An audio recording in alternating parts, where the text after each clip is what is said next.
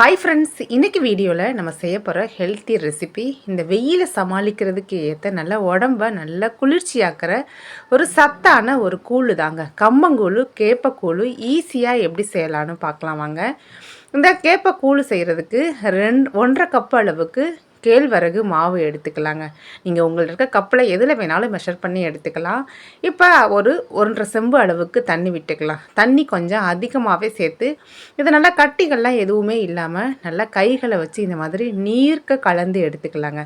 கலந்து இது ஒரு 15 மினிட்ஸ்க்கு அப்படியே ஊற விட்டுறலாம். இது ஊறட்டும். இப்போ ஒரு அகலமான ஒரு பேனில் ஒரு 5 கப்பு அளவுக்கு தண்ணி சேர்த்துக்கலாம். தண்ணி நல்லா கொதிக்கட்டும். இப்போ மெஷர் பண்ண கப்பிலையே ஒரு 1/4 கப் அளவுக்கு பச்சரிசி எடுத்துக்கிறேன். பச்சரிசி இந்த மாதிரி மிக்சியில் போட்டு 1-2 உடச்சிட்டு அதை நல்லா வாஷ் பண்ணிவிட்டு தண்ணி நல்லா கொதி வந்ததுக்கப்புறம் இந்த அரிசியை இது கூட சேர்த்துக்கலாங்க. நம்ம அரிசியை உடச்சிட்டு சேர்த்துருக்கனால ஒரு 10 நிமிஷத்துலேயே நல்லா சீக்கிரமாகவே வெந்து வந்துடும். பாருங்கள், அரிசி இந்தளவுக்கு நல்லா வெந்து வரட்டுங்க. நம்ம ஊற வச்ச ராகி மாவுமே ஓரளவு நல்லா ஊறி இருக்கும். இதை நீங்கள் ஓவர் நைட்டு கூட ஊற வச்சு செய்யலாங்க.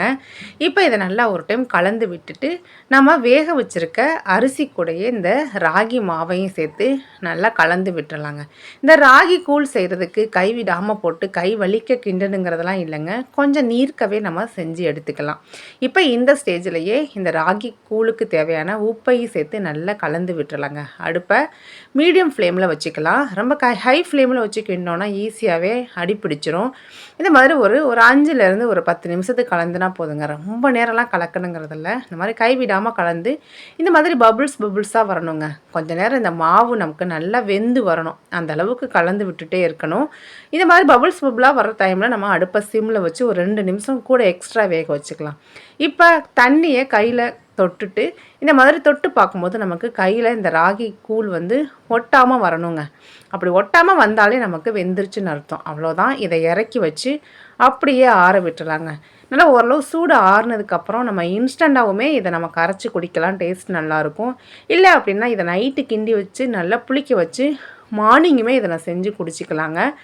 இப்போ இதிலேருந்து நான் ஒரு 2 குழிக்கரண்டி அளவுக்கு மட்டும் எடுத்துக்கிறேன். ஒரு 2-3 குழிக்கரண்டி எடுத்தோம் அப்படின்னா தாராளமாக ஒரு 3 பேர் குடிக்கலாங்க.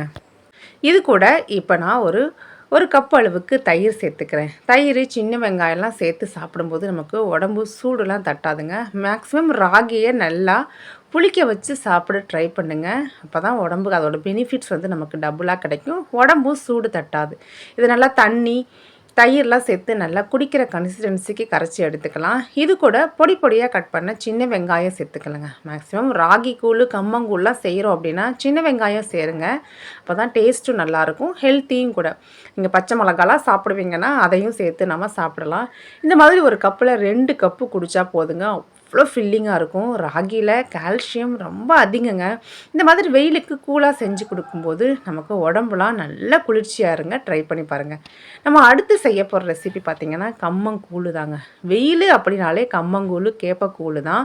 இந்த கம்மங்கூழையுமே ரொம்ப ஈஸியாக ஒரு 10 நிமிஷத்துலேயே குக்கரில் எப்படி செய்யலான்னு பார்க்கலாம் வாங்க. இதுக்கு நான் 2 கப் அளவுக்கு கம்பு எடுத்துக்கிறேன். இது நல்லா தண்ணி விட்டு நல்லா ஒரு கிளியராக 3-4 டைம் வாஷ் பண்ணி எடுத்துக்கலாங்க. வாஷ் பண்ணிவிட்டு தேவையான அளவு தண்ணி விட்டு இதை நினைக்கினா ஓவர் நைட்டு தான் ஊற வச்சு எடுத்திருக்கேன். நீங்கள் இதை இன்ஸ்டண்ட்டாகவுமே ஊற வைக்காமையுமே செய்யலாங்க. நமக்கு ஈஸியாக செஞ்சு எடுத்துட முடியும்.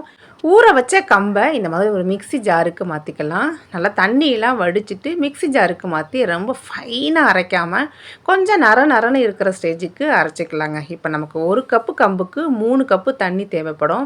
ஒரு 4 கப்பு தண்ணியை இந்த மாதிரி ஒரு குக்கரில் சேர்த்துக்கிறேன். 2 கப்பு தண்ணியை நம்ம அரைச்சி வச்ச இந்த கம்பு கூட சேர்த்து இந்த மாதிரி நீர்க்க கலந்து எடுத்துக்கலாங்க. இந்த மாதிரி கலந்துட்டு சேர்க்கும்போது நமக்கு கட்டிலாம் தட்டாது. அதனால தான் தண்ணியை நல்லா கலந்துட்டு சேர்த்துக்கிறேன். நம்ம குக்கரில் சேர்த்த தண்ணி நல்லா தளன்னு கொதித்ததுக்கப்புறம் நம்ம எடுத்து வச்சுருக்க கம்பு மாவு தேவையான அளவு உப்பையும் சேர்த்து நல்லா கலந்து விட்டுறலாங்க.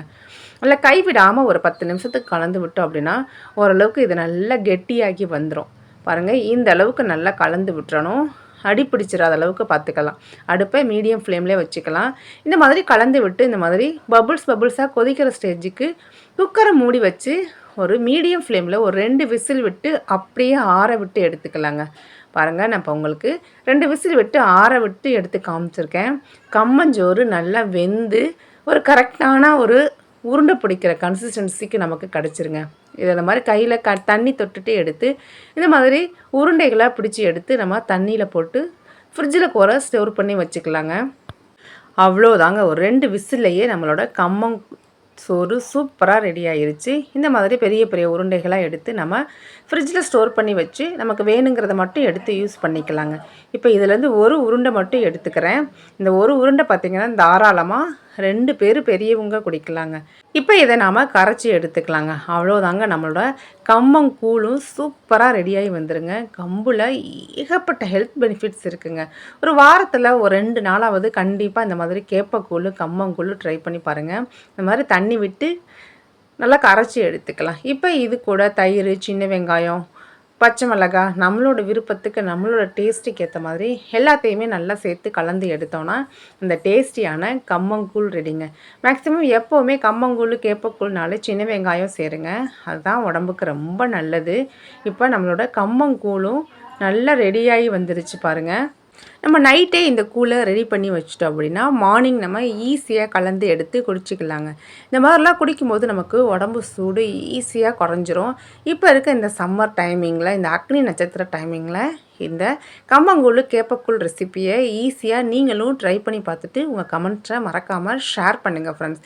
இது மாதிரியான ஹெல்த்தி ரெசிபீஸுக்கு ஷீலா எர்னஸ்டோட ஹெல்த்தி குக்கிங்கை மறக்காமல் சப்ஸ்கிரைப் பண்ணிடுங்க. தேங்க்ஸ் ஃபார் வாட்சிங்.